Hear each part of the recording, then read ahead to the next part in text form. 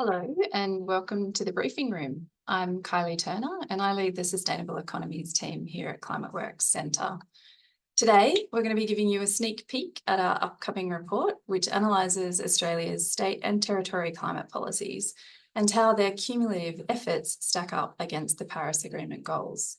But first, let's begin by acknowledging the traditional owners of the lands from which each of us is dialing in today. I acknowledge the traditional custodians of the lands and waters of the Wadjuk people of the Noongar Nation, from which I'm speaking to you today, as well as the Wurundjeri people of the Kulin Nation, on which the Climateworks head office is located. I pay my respects to their elders past and present and extend my respect to any Aboriginal and Torres Strait Islander people joining us today. Our First Nations brothers and sisters have looked after this country for millennia. And we have a lot to learn from them, and in return, we should ensure they benefit from the energy and economic transition. Please feel free to use the chat to tell us where you are dialing in from. Climate action and ambition will be in the spotlight as the world grapples with the scale and pace of change needed to ensure we limit global warming to acceptable levels. Here in Australia, we have a lot to win or lose in the global transition to net zero emissions. And as Australia bids to host COP31 in partnership with the Pacific, now is the opportunity for national and subnational governments, the states and territories of Australia, to demonstrate leadership in their efforts to reduce emissions. For the past year, we have been analysing state and territory emission reduction policies to understand how they are tracking. This is the third time we've done this analysis as part of Climateworks' Australian Climate Policy Dialogues, which works with state and territory governments to deliver climate action by informing the development of long-term sustainable pathways to reach net zero. Over the next hour, you're going to hear from two of my colleagues. First up, Matt Lyon will give us an overview of current state and territory climate ambition and what their combined ambition tells us about the national perspective. And then we'll hear from Lani Perlesz, who is going to take us on a whistle-stop tour of climate policies across Australia's major sectors and look at where there are opportunities for further action. We will be taking your questions after the presentations, but please submit them anytime via the Q&A button at the bottom of your screen. Let's kick off. It is my great pleasure to introduce you to Matt Lyon. As a Senior Project Manager, Matt is responsible for managing the delivery of projects focused on government's role in accelerating climate ambition. Over to you, Matt. Thank you, Kylie. Again, Climateworks has analysed state and territory climate policies and programs to evaluate Australia's climate policy landscape, including where progress is being made and where the gaps are to inform areas of opportunity. States and territories are responsible for implementing and governing some of the significant changes needed to reduce Australia's emissions, including in emissions-intensive sectors like energy, industry, transport, and infrastructure. They also have the power to set emissions reduction targets, which is an important lever governments can use to show their ambition to reduce emissions across their entire jurisdiction. In 2024, every state and territory government has set targets to achieve net zero emissions by 2050 or sooner. Since we last presented this work in 2022, both Queensland and New South Wales have legislated their 2050 net zero targets, and South Australia has a bill before Parliament to do the same. A legislated target is important as it sends a clear message and it can require responsible ministers to plan for the transition, and also for government-controlled entities and departments to consider emissions as part of their decision-making. Most states and territories have also set bold interim targets, looking to accelerate progress. Notably, since we last presented this work, New South Wales and Queensland have legislated 2035 interim targets, aiming to reduce their emissions by 70% and 75% respectively. Setting targets at both a national and subnational level sends a clear message about the activities that are likely to be prioritised by governments, which then allows entities who want to do business in those jurisdictions to use this information to limit their risk on investments, projects, and activities. At the national level, we know the federal government has set a 43% by 2030 interim target, and is committed to reaching net zero by 2050, while Australia has also committed to cut its emissions in line with the temperature goals of the Paris Agreement.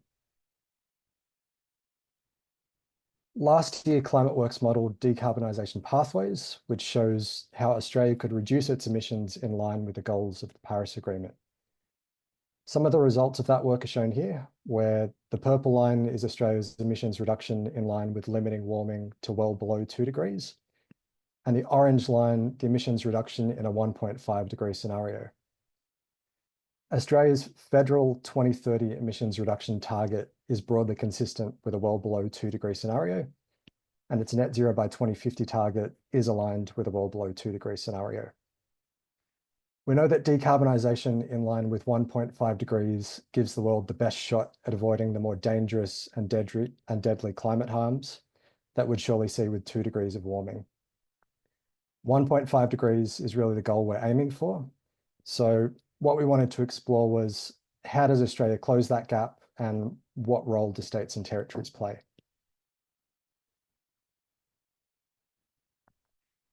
As I mentioned in my first slide, all states and territories have emissions reduction targets, but how far do they get us at a national level? To answer this question, we aggregated state and territory emissions reduction targets, and the result is what we're calling a national equivalent target. To develop this, for each state and territory, we analysed possible emissions reduction trajectories from current emissions data points up to and between announced targets, and we did this right out to the final targets in 2050. Multiple scenarios with different rates of action between the targets were assessed, and when aggregated, provide us with a range of national equivalent targets in each year. When we plot this aggregate of state and territory targets against the national targets, we see that the federal government's 2030 target is within reach. So this has provided state and territory governments deliver on their commitments and are actively working towards implementing them. But you might wonder now, how do these targets stack up against the goals of the Paris Agreement to limit warming to well below 2 degrees and preferably to 1.5 degrees? When we compare Climateworks Centre's decarbonisation scenarios 2023 to the calculated national equivalent target, we see that the aggregate of state and territory targets is broadly aligned with limiting warming to well below 2 degrees, but greater ambition is still needed between 2027 and 2032.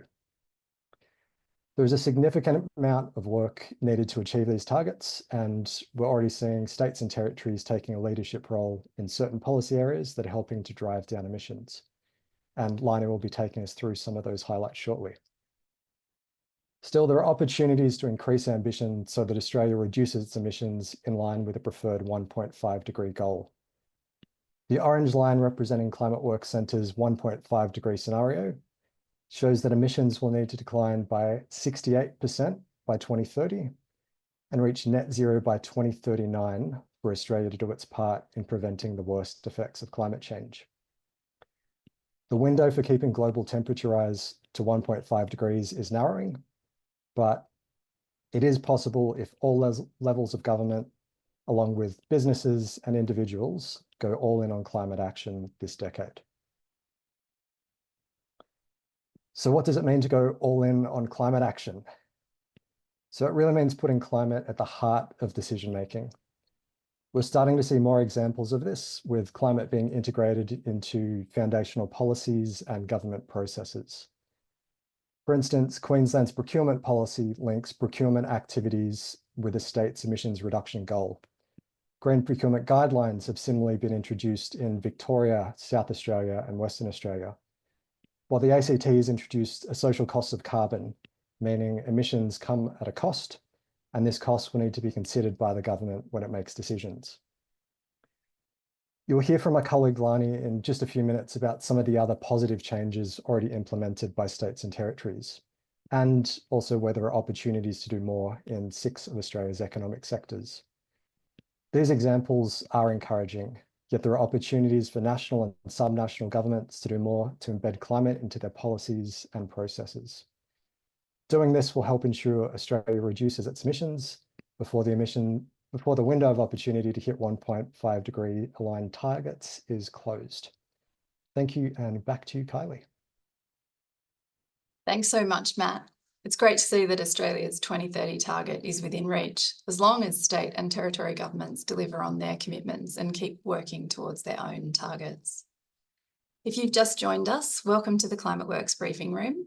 I'm Kylie Turner, Sustainable Economies Lead at Climateworks, and we're talking about Australian state and territory climate policies and opportunities. We've just heard from Matt Lyon, who gave us a snapshot of state and territory climate ambition, and how together this ambition is broadly aligned to the well below 2 degree goal of the Paris Agreement. Next up, we have Lani Perlesz, who is going to take us through what state and territory governments are doing across Australia's sectors. As a Program Impact Manager in Climateworks' Sustainable Economies team, Lani oversees the Australian Climate Policy Dialogue Project. Over to you, Lani. Thanks so much, Kylie. So since our last state and territory climate policy report in 2022, subnational government climate ambition has really increased, with numerous new policies implemented that will have a considerable impact on reducing emissions. As part of this work, we've looked at state and territory climate policies across 6 key sectors: electricity, transport, buildings, industry, resources, and ag and land. And today, like Matt said, I'm going to highlight for you some of the key policies that have been newly implemented or have continued to be successfully implemented by government since our last report. I'll also explore areas in each sector where we believe there are opportunities for further action, building upon all the excellent work states and territories have done to date. Electricity generation is Australia's largest source of emissions. Renewable electricity underpins everything for Australia's decarbonisation, and states and territories understand this, and as a result, it's been a key policy focus for them for many years. We're really seeing that work pay off. So earlier this month, the National Electricity Market, or the NEM, hit a new renewable energy generation record of 74%.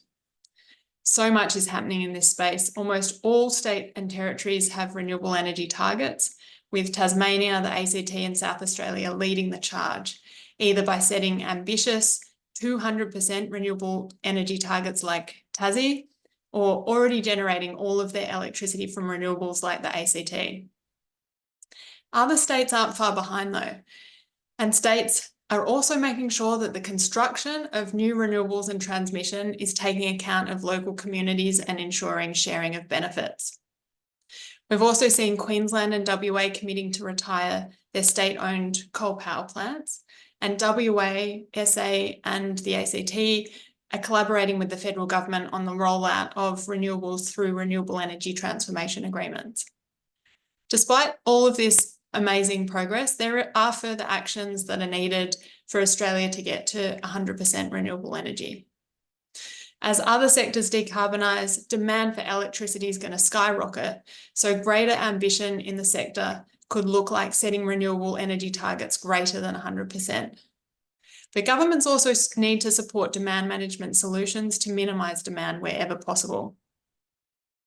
Some states and territories already have policy in place to improve energy efficiency, and we'd like to see planned reviews of these policies to make the most of potential opportunities, and for similar policies to be introduced in the states and territories without them. In contrast to the electricity sector, transport is Australia's fastest growing source of emissions. It's also projected to be the highest emitting sector by the end of the decade. EVs have been a really major focus of national and subnational policy, and half of states and territories have EV targets. But only the ACT's target of 80 to 90% EVs by 2030 is in line with what's needed to achieve the Paris Agreement, according to our modelling. Still, we see support for EV purchases across every jurisdiction, from rebates in Tasmania and WA to discounted or free registration in all other jurisdictions. But EVs aren't the only solution to decarbonise the transport sector. There are opportunities for states and territories to support greater shifts to public and active transport, as well as moving freight by rail instead of trucks. When it comes to the building sector, Australia is still a global leader in rooftop solar. But still, the building sector uses almost 20% of Australia's energy and contributes 18% of annual emissions. And this is because many buildings aren't energy efficient, they're not optimised for solar consumption, and they still rely on gas for heating, cooking, and hot water. The ACT and Victoria recognise the importance of getting off gas. The ACT has a target to phase out gas by 2045, along with Victoria, and along with Victoria has banned gas connections to new homes. Other states and territories, we believe, have the opportunity to follow suit. But even if buildings are electrified, they still use a lot of energy. And if they're not energy efficient or don't have good thermal insulation, we need support for energy performance upgrades, which we're seeing is being rolled out through programs like social housing energy performance upgrade schemes, which exist across all jurisdictions. Energy efficiency policy is more variable. Some jurisdictions make better use of policy to drive changes than others. More support is needed, and there are opportunities for governments to improve minimum building standards, including energy efficiency standards in new and existing buildings.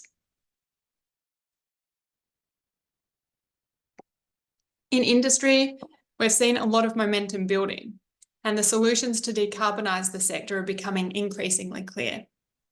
States and territories are supporting the sector through grants programs like Queensland's Manufacturing Energy Efficiency Grant Program, and industrial energy efficiency schemes also exist in some jurisdictions such as New South Wales.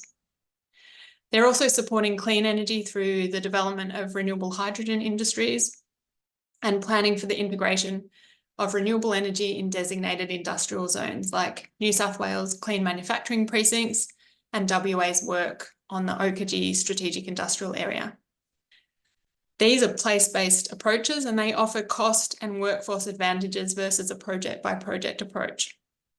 By using place-based planning and action, states and territories have the opportunity to better anticipate the energy and workforce needs of industrial areas, supporting the decarbonisation of existing industries, but also the development of entirely new green industries.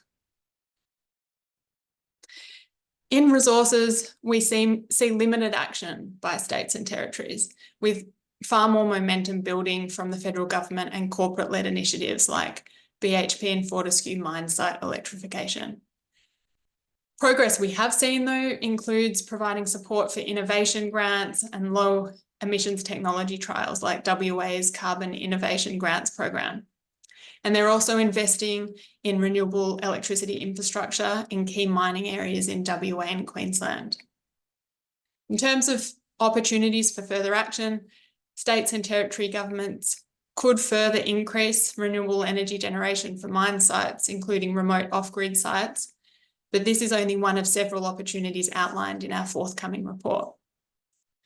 States and territories are best placed to lead the energy transition in the resources sector because they own most of their infrastructure and they're getting support from the feds to do this. The agriculture sector is also one that's lagging a little behind the others. This may be in part because there's less consensus on what decarbonisation means for the land sector, let alone nature-positive decarbonisation. This is complicated by the need to reduce emissions, but also remove residual carbon dioxide emissions through land-based sequestration.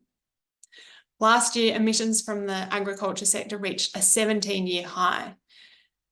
It's noteworthy that this is partly a result of La Nina conditions and more livestock production, but government support will be needed to sustain reductions in emissions.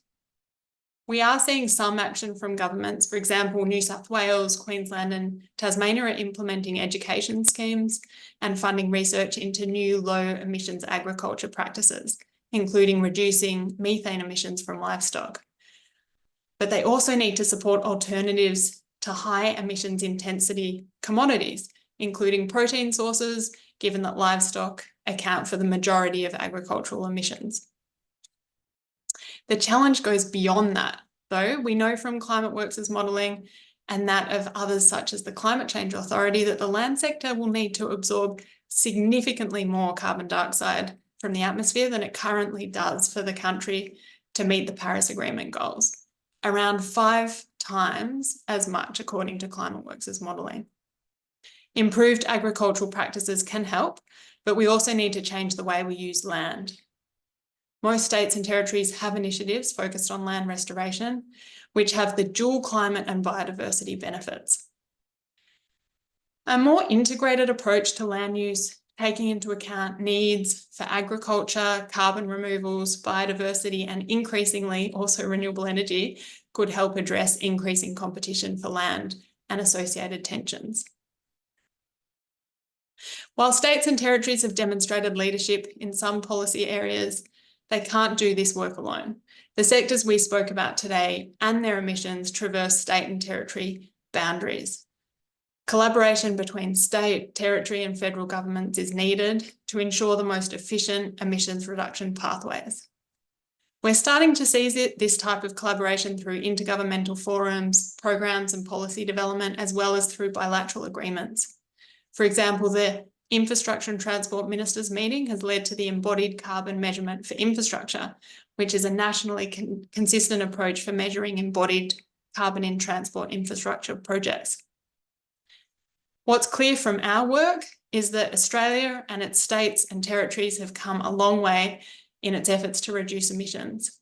This provides a really strong foundation for further action, and opportunities exist for governments to increase their action to deliver on their combined 2-degree aligned commitments, as well as raise their ambition to hit our preferred 1.5-degree goal. Thanks, and back to you, Kylie. Thanks so much, Lani, for that great whistle-stop tour. It's brilliant to pull together the picture on climate action from a sectoral, jurisdiction and collaboration perspective. And it's really clear that there are many opportunities being realised in states and territories, but equally so much more to do. Now we're going to open up the floor for questions. If you haven't already done so, please pop your questions in the Q&A section on your screen. And I'm going to direct the first question to you, Matt. It looks like the 2030 target is on track, but there has been commentary that the 2030 target is out of reach or should be scrapped. What does our analysis say about 2030? Thanks, Kyle. It's a good question. So I think if we start by sort of setting the scene on what that federal target actually is. So we're talking about 43% of 2005 levels by 2030. So the latest 2022 emissions data has us at 29% of 2005 levels. So we're talking about reducing 14% of emissions from that latest emissions data point to 2030, which is in the order of about 2% per year. So that's what we're talking about here.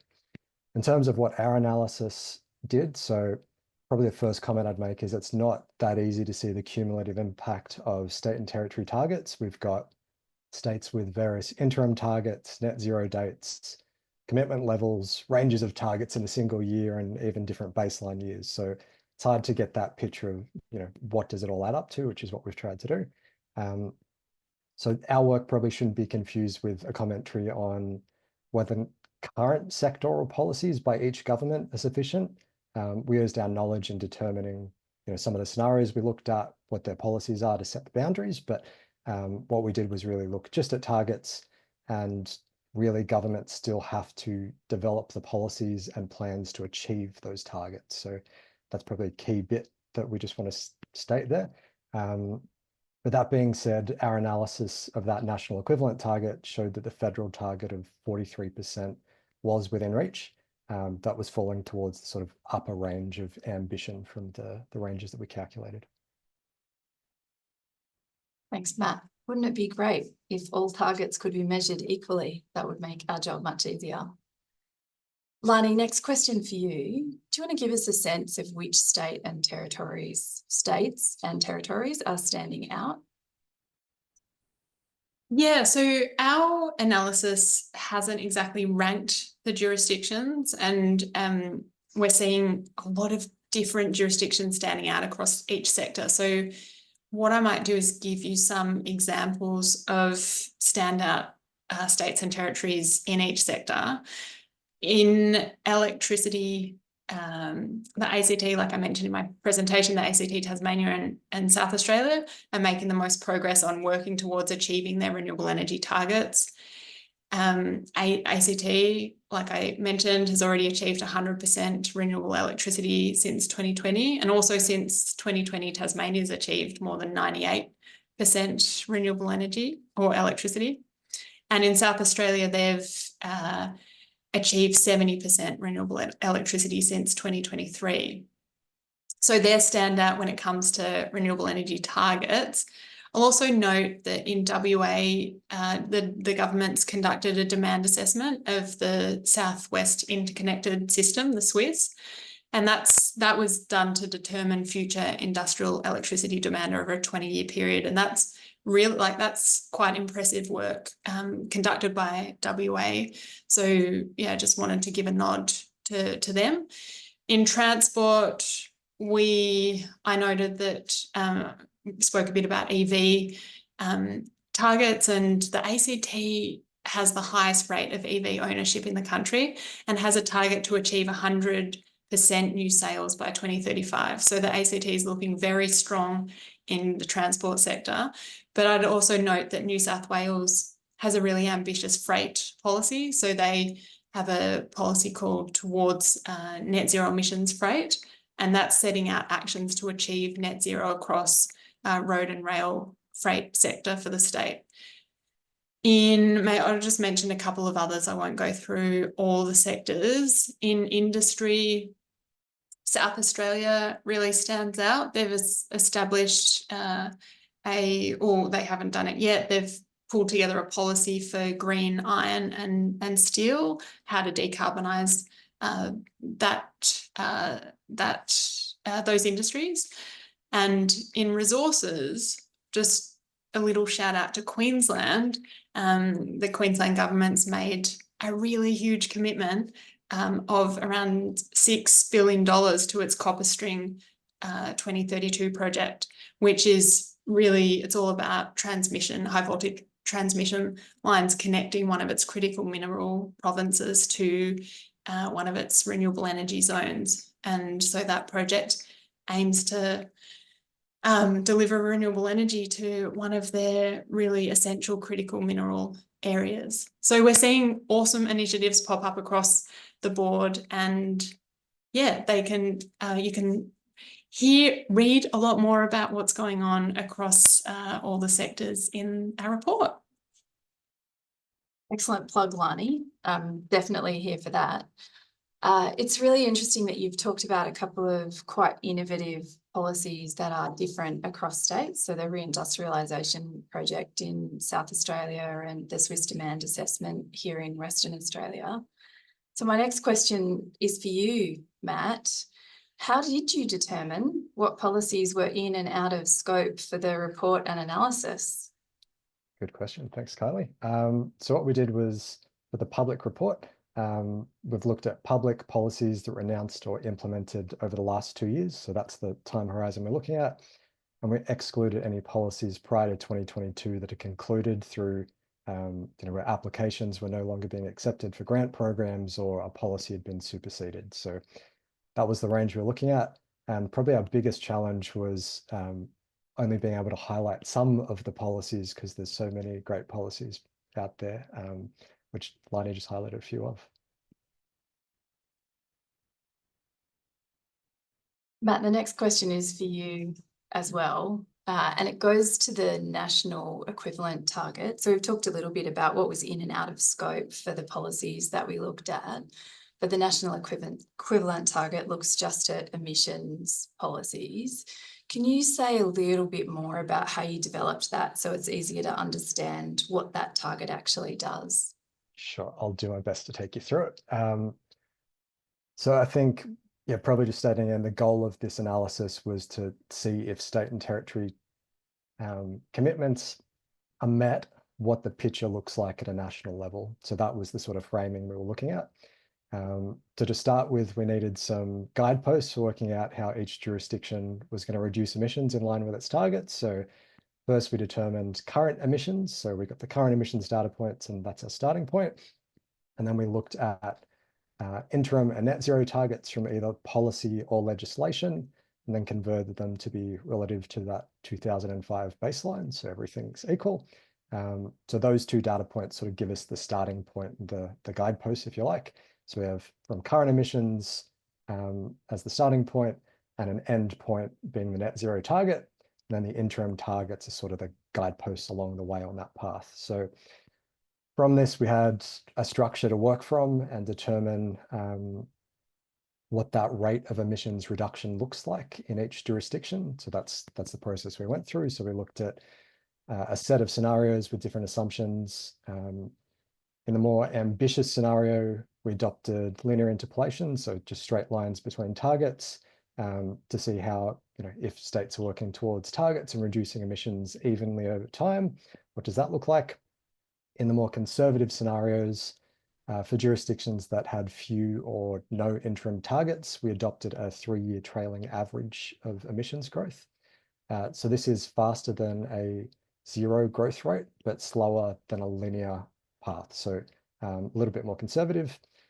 And then we assumed in that more conservative scenario, linear rate in the final years of the target, so that this really became a scenario where there's a slower rate of progress to begin with and then faster rate at the end. But ultimately, in everything we looked at, there's still progress towards those targets. So yeah, the key assumption is really actively reducing emissions, and the only deviation to that was where targets were already exceeded.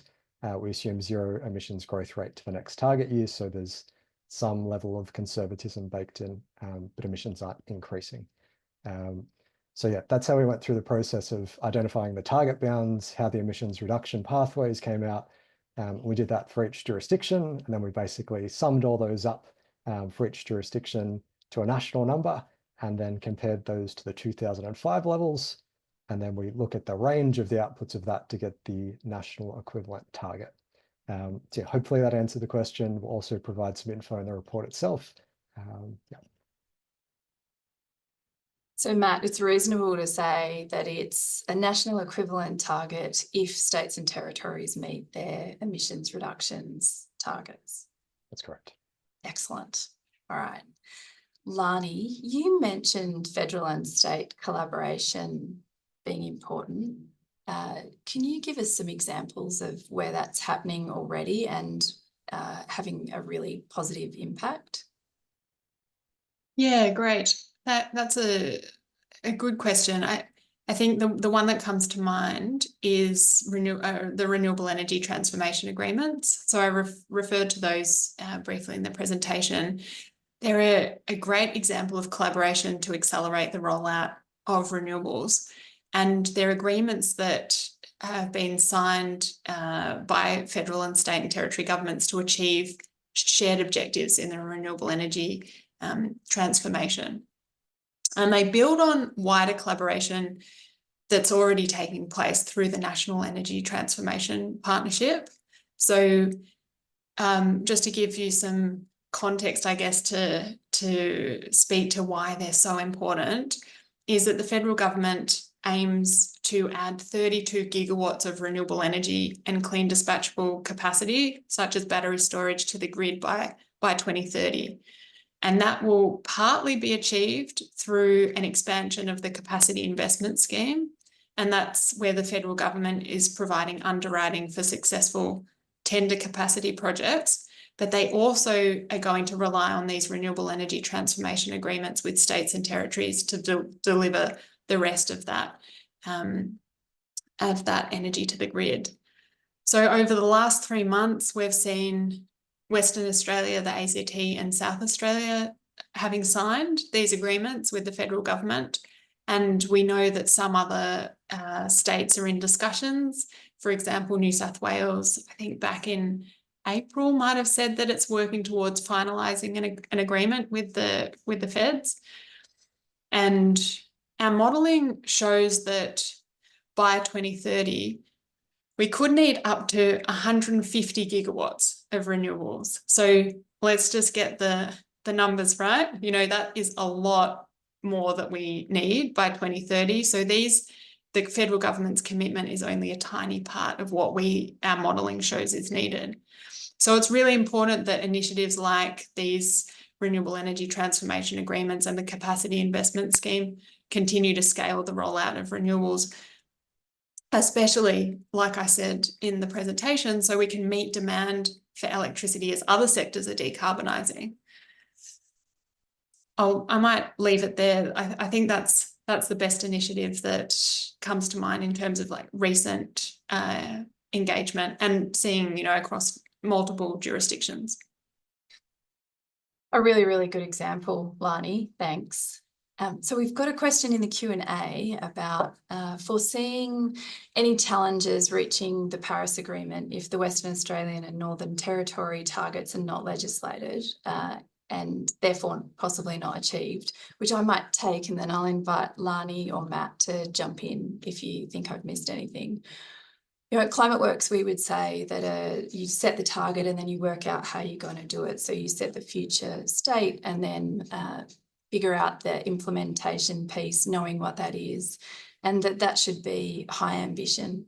It is always ideal that a target is legislated. It means that it sends a much clearer signal to the market and the economy more broadly about what needs to be achieved in a particular frame.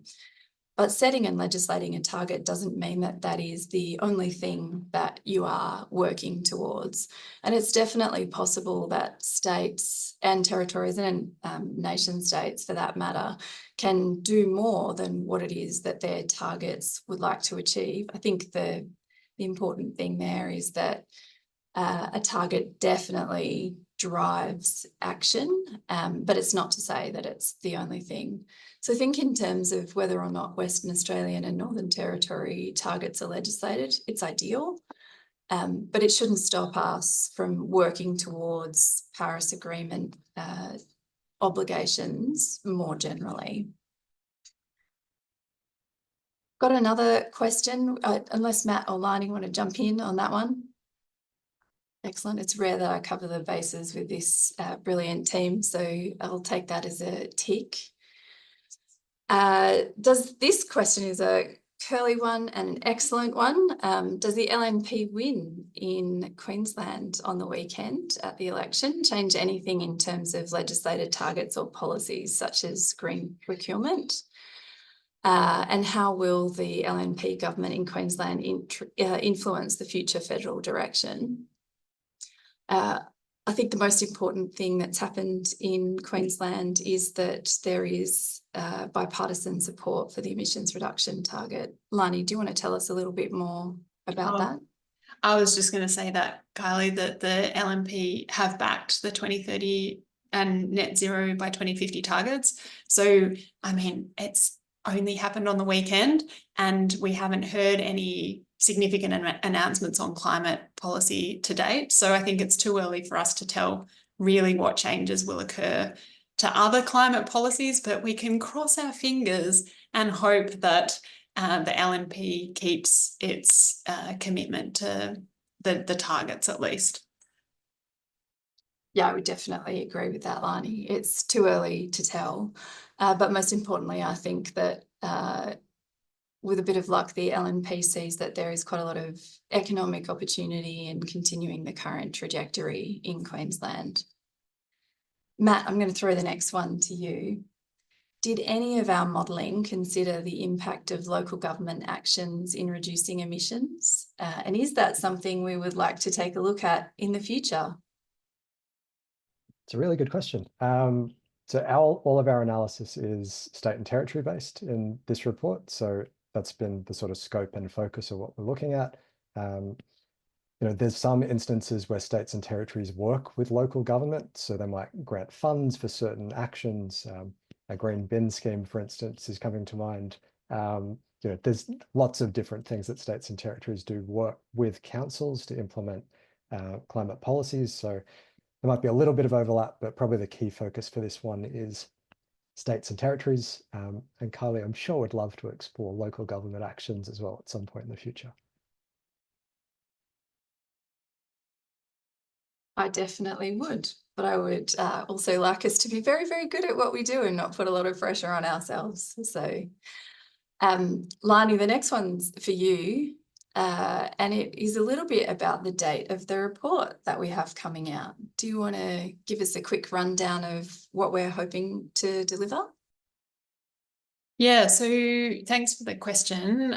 We are aiming to publish the report before the end of the year and most likely towards the end of November. So stay tuned. We don't have an exact launch date yet, but you, I'm sure, will all receive a copy of it in your inboxes once it's out in the world. This one's one for both of you. Where or what are the most concerning gaps in meeting policy commitments?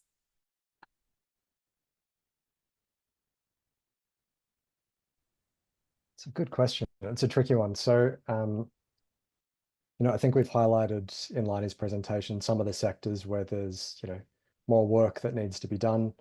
I'd say across the board, every sector still has a lot of work to do. There are policies out there, but the actual implementation of those policies is still a lot. So we've seen how much emissions Australia needs to reduce, and we've shown, decarb scenarios, how ideally we'd do it. But we're talking about widespread transformative change across every sector. So I think the answer is a lot of work in every sector, and everyone has to get on board. Lani? Yeah, I might just add a little bit of or some ideas from some of the sectors. So agriculture comes to mind, ag and land, first off the top of my head. So a couple of areas of where we think more needs to be done is for agriculture in terms of supporting low emissions intensity agricultural practices. We think that all jurisdictions have the opportunity to support research and development of methane reduction, agricultural machinery electrification, and renewable energy uptake on farms, for example. And then in the land space, we want to see land-based sequestration at scale.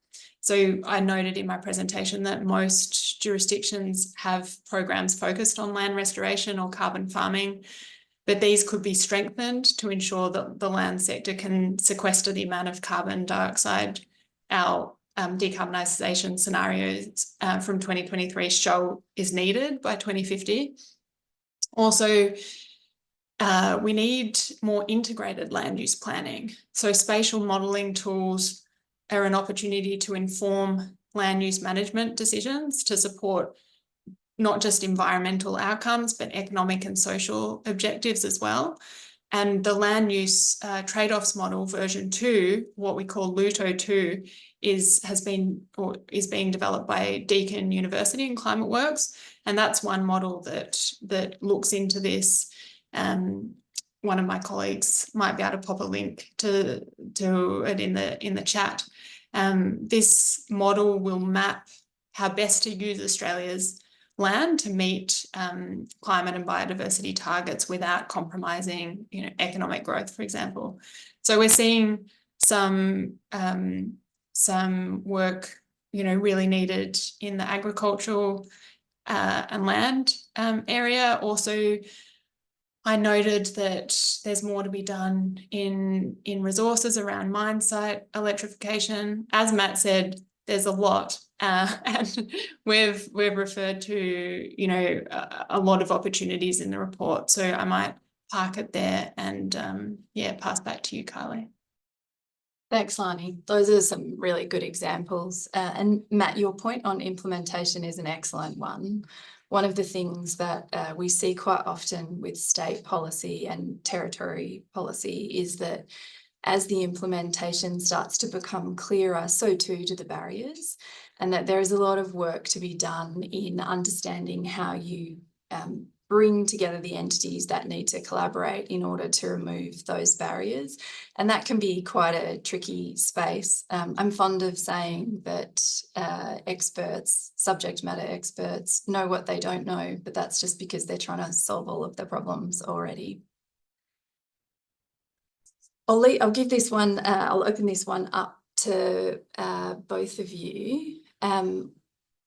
What are the top most effective messages to share with businesses and individuals re their own emissions reduction options? Like, what are the key blockages to delivering those messages that we can see coming from state and territory policy?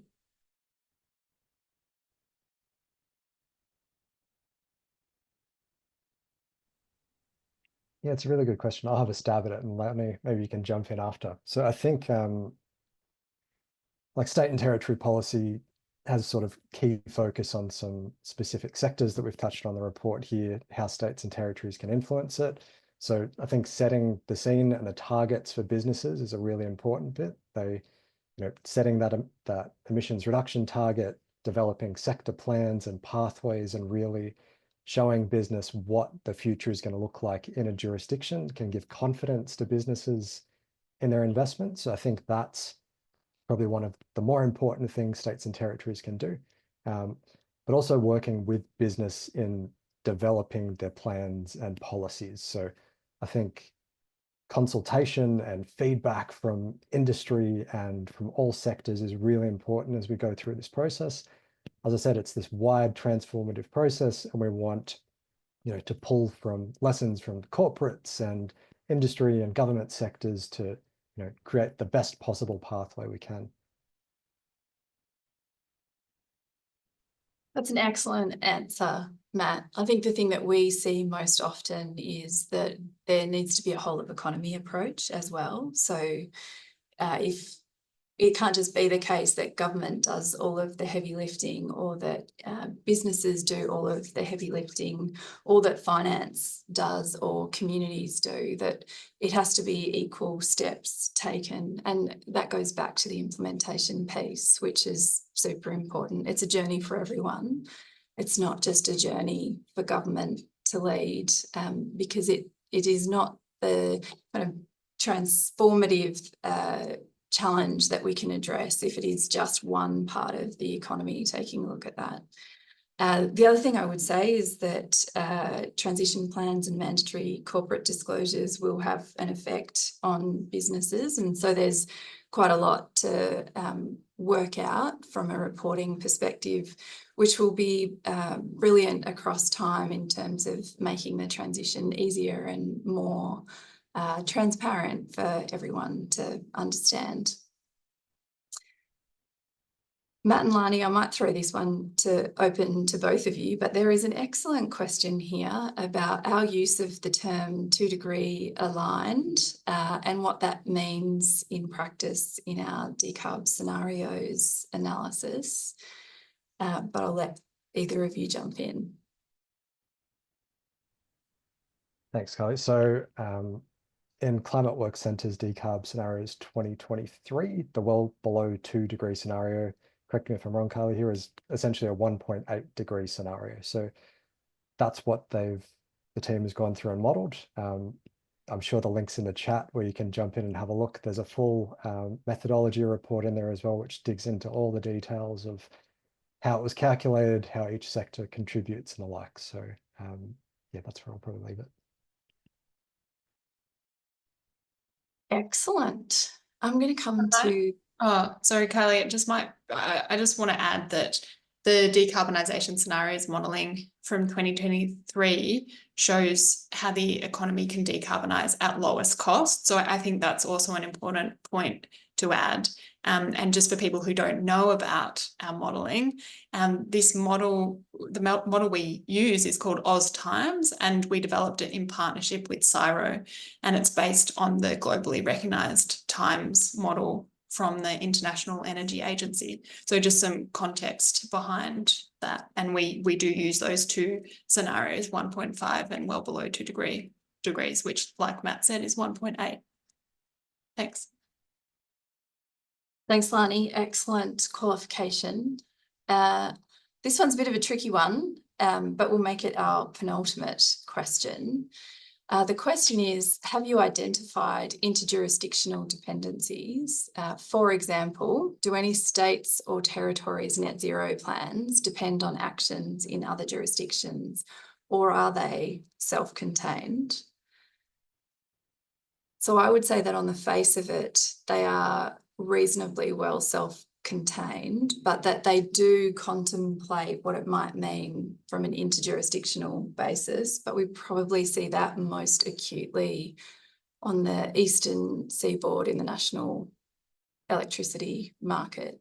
Matt and Lani? I'd agree with that sentiment, Kylie. I think probably one of the other bits in the targets and legislation you see from some jurisdictions as well is reference to out-of-state offsets as well. So that may play a picture down the line. We're nowhere near picking up offsets yet, but that may be one other interdependency going forward in the future. Yeah, I won't add in much more than that, other to say that some of the policies developed by the jurisdictions obviously have implications at the federal level. So there may not be interdependencies between the states themselves, but links with the federal government, and we do want to see more of that. And we are not opposed to seeing more collaboration at the state and territory level. Indeed. In fact, we deeply encourage it. All right, last question. What's one thing that every state and territory still needs to do? Matt, I'll let you lead off. I'd probably say strengthening, and we're not already legislating these net zero and interim targets. So if we want to reach 1.5, our analysis shows that targets need to be brought forward sooner, both interim and net zero targets. So that would be my big hitter of what we could do. And as I've noted a couple of times, it's just that really important point on setting the scene and a tone for all of the other policies that will follow it. Matt just mentioned a very important thing that we need to see. I think following that, targets really matter. What also matters is what happens then. So, you don't just have a target, you actually need to see action on the ground. And so what matters is setting out and implementing the policies that will enable states and territories to reach their target. And we really want to see that happen in a coordinated way. And we're seeing what we think is best practice is creating sectoral plans that set out a suite of policy measures needed to decarbonise every sector, and not just the plans, but a regular cycle to update those plans as the science changes. We're seeing some states, Victoria, Tasmania and Queensland, having announced that they're either creating or updating theirs. So in Victoria, they have their version is sectoral pledges, and they have them for every sector. The first pledge was from, I think, 2021 to 2025. So they're currently in the process of updating their pledges. They do them every 5 years. For Tassie, they have emissions reduction and resilience plans, which are their version of sectoral plans, and they're due to be released this year. Sorry, so they don't have them yet. They are in the works. You just wait for the end of November, you'll see them published. And then Queensland also has legislated the requirement for the government to develop those plans, and fingers crossed the LNP commits to doing that, and that they're due by the end of 2025. So we'd really like to see all jurisdictions develop these plans, and ideally they also align with the federal government's sectoral plans to be published, that are expecting to be published next year. So that's what I want to see occur next year, Kylie. I love that, Lani. Nice stretch goal. There's definitely a trend towards sector plans, and they are highly likely to be very meaningful in terms of what we can actually deliver in climate action. That brings us to the end of our discussion. Thank you to our speakers, the wonderful Lani and Matt. And also a big thanks to our team behind the scenes, making us look like we're amazing. Alison Cortan, Tyra Horngren and Simon Leo Brown. Climateworks is a philanthropically funded organisation, and this program is particularly funded by philanthropy, and the funders of this work are the European Climate Foundation. We extend our deepest thanks to them for allowing us the space and time to dive deep into subnational policies. Their support made this work possible. We warmly welcome new partners to join us in bridging the gap between climate research and action. You can find out more about our work and catch up on this and previous briefing rooms at climateworkscentre.org. The findings discussed today and more, including our analysis on Australia's 2035 national equivalent target, will be published in our upcoming report. And we will send a copy of that through to you, as well as a recording of today's session. Keep an eye on your inbox. Thank you very much for joining us, and we will see you next time.